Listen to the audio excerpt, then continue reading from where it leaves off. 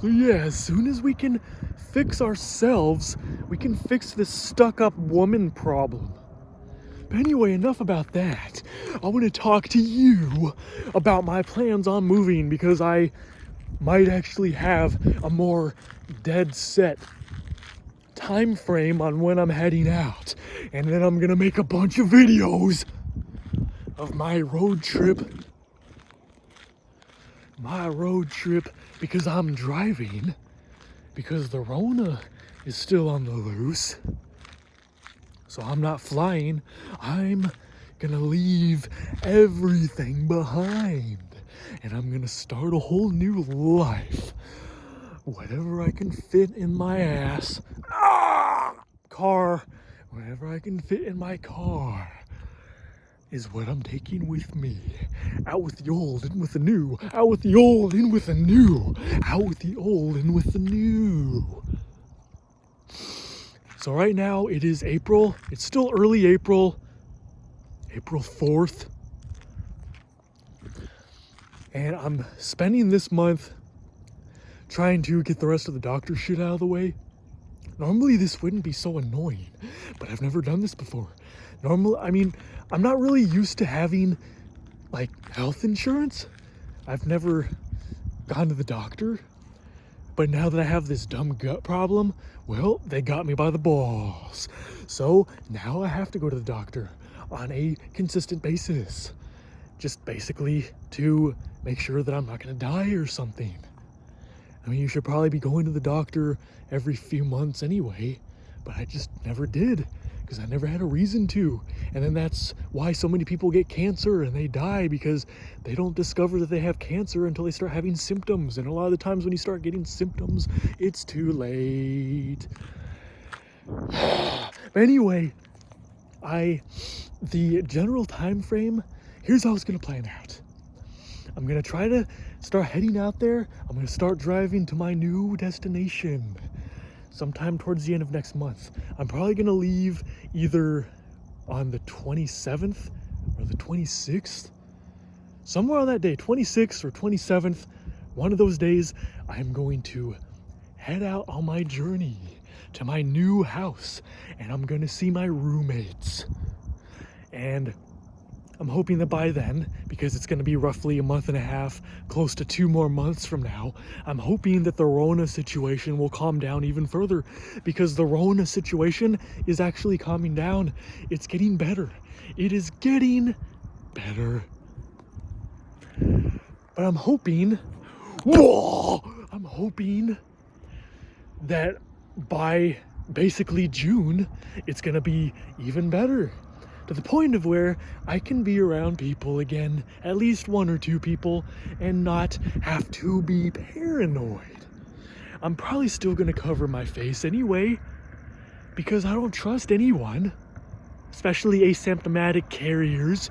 I don't trust you. So I'm probably not gonna wear a mask around them, but for a while, I'm gonna wear my face shield. I got a full face shield that covers my whole entire head. I'll probably wear that around people. Like if I were to go out or something, or if I were to drive in the damn car with them, I'll cover my face. Probably won't wear a mask because that's fucking annoying. I'm getting tired of this shit. I'll just wear the face shield when I'm around them. I'll wear the mask and the face shield if I go into a store. But anyway, that's the general time frame of when I am trying to leave. Yeah! And unfortunately, I'm still gonna be jobless. So I'll still be making jobless videos. I'll be making tons of videos of my journey, because if I leave on the 27th of May, I should probably be there by either the 30th or the 31st, but no later than June 1st. And then my roommate is gonna take a whole week off from his damn job. I don't know what my chick roommate is planning on doing. She's probably gonna keep working anyway, because she doesn't give a shit. But I know that my roommate is gonna take a whole week off And I have no idea what we're gonna do, because I'm still not gonna be around other people. We're probably gonna ride motorcycles, because he has 2 of them and he's planning on getting a 3rd. And then eventually I'm gonna get my motorcycle. I want to get a naked bike. Giggity. But I'm not sure which one I want yet. I was looking at the Kawasaki Z900, but the oldest model that I could find is a 2017. And I don't like to be in debt. I want to pay the whole thing in cash. So another naked bike that I was looking at was the Honda CB1000R. That one has a little bit bigger engine displacement.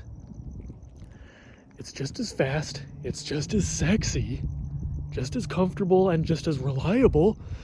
But I think that the years, I'm not sure when they started making the Honda CB1000R. I think it was like 2007 or 2008 or something. I mean, I don't know. The oldest of those models that I've typically been able to find was a 2010 to a 2012. So maybe if I get a 2010, that will be within my budget to pay cash. So if I were to get a bike like that, because I want a naked sport bike, because they have all the power and the agility and all that of all of those other sport bikes and street bikes, because the last bike that I had was a CBR 600RR. That was a track bike. It was fast and zippy and awesome. It was super fast. Damn! I sold it because I thought I was gonna die. I don't want that to be the cause of my death. But anyway, that last Honda bike was a track bike. It was a race-ready bike that was basically converted to be used on the street. But the problem with it, despite how sexy it was and how fast and awesome, it was not comfortable. It was not comfortable at all. I was having to bend over so far that after like 20 or 30 minutes of riding that damn thing, I was so damn sore. My back hurt. Like my arms were getting tired because I was basically having to like push on the handlebars to like distribute my weight, because I was leaning forward so far that I was always finding myself trying to push myself upward to take some of the weight off of my back, because it just got tiring after a while.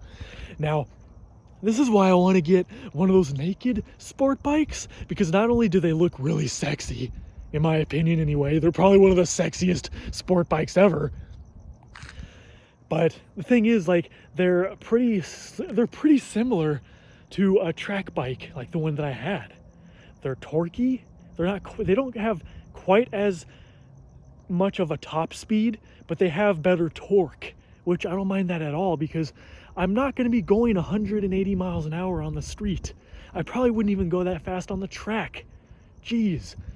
So in comparison, the naked street bikes that I'm looking at, they have less top speed. Like in comparison, they top out at probably around 140, maybe 155, something like that. Not that I would even go that fast anyway. The fastest I've ever gone on even my street bike that I had before was around 140. And I did that for shits and giggles. I could have gone faster, but I didn't want to hit a pothole and then just smack into the floor, and then I would just turn into fucking dust at that point. Even with my gear on, there'd probably be nothing of me left if I crashed at that speed. So even though these naked bikes that I'm looking at top out at around 150 miles an hour, I'm not going to go like faster than 100, maybe 110.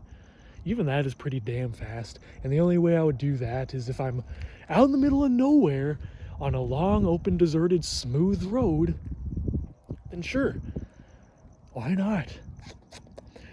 But the thing that I love about these naked bikes, I don't really care so much that they don't have much of a high top speed.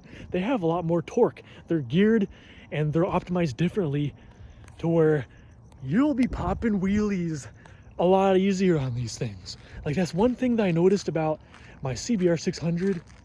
It was really fast, but it didn't really have a whole lot of low end. There was a decent amount of torque, but not as much as a naked bike would have. If I had the naked bike version, 600 equivalent of the naked bike, there'd be twice the torque.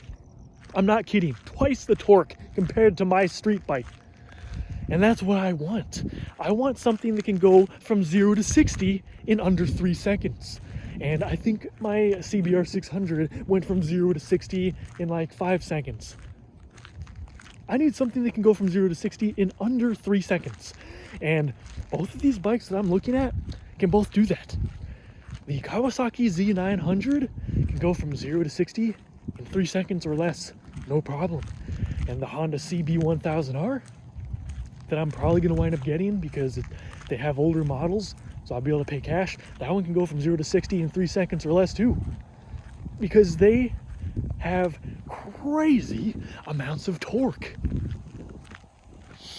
But Nathan, my roommate, I'm just gonna call him Nathan, damn it, you already know what I'm talking about. Nathan wants to get the Kawasaki Z900. And he wants to get a new one, like at least a 2020, because he wants all the new technology that they have. I don't know what kind of technology they could have that really why does that even matter? I don't know. I would have to ride one of the new bikes to really be able to experience the technology. I mean, it's a bike, for fuck's sake. Who cares? You get on 2 wheels, you shift from first gear to 6th gear, and then you're going 140 miles an hour, and then the cop takes your fucking bike and your license away, and you go to jail.